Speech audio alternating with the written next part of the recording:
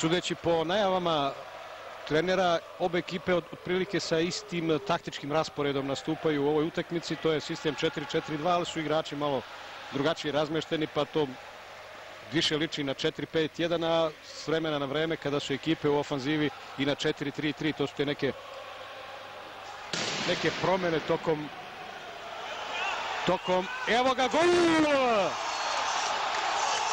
Pogledao sam prema severnoj tribini, eksplodirala je neka žestoka petarda, odjeknula je strašno na Olimpiku i taman samo koji sekund eksplodirala je i lopta u mreži golmana Serenija. Pierre Boja dovodi Partizan u vojstvo u ranoj fazi utakmice. Sjajna asistencija Ivana Tomića. Boja vrhom kopačke, brži od Kouta preko golmana Serenija i Partizan vodi.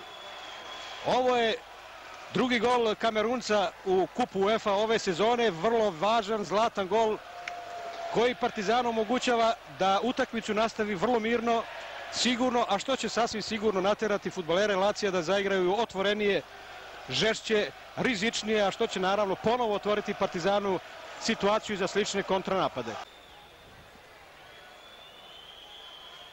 Emehara.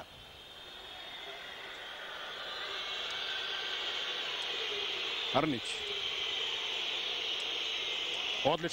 Odlična lopta u prazan prostor. Evo Vukčevića, Vukčević centrira, Boja ima šansu za 2:0. Jao, jeste! Šta će pokazati Sredak? Na centar, naravno.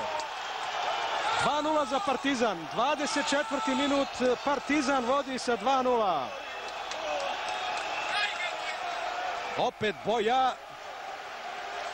U prvom pokušaju nije uspeo, izmigolila se lopta golmanu Sereniju i pritrčao je Pierre Boja i ubacio je u mrežu. Pogledajte, lopta je bila na zemlji, nije bila potpuno pod kontrolom golmana Serenija.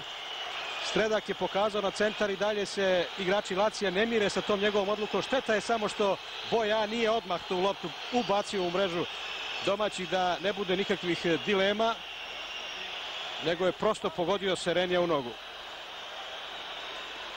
Neko je zaradio sada žuti karton zbog prigovora, da li Di Canio, da li Simone Inzaghi, ali Sredak svoju odluku promeniti neće. Partizan od 25. ali bio je to istek 24. minuta, nema veze, dakle vodi sa 2:0.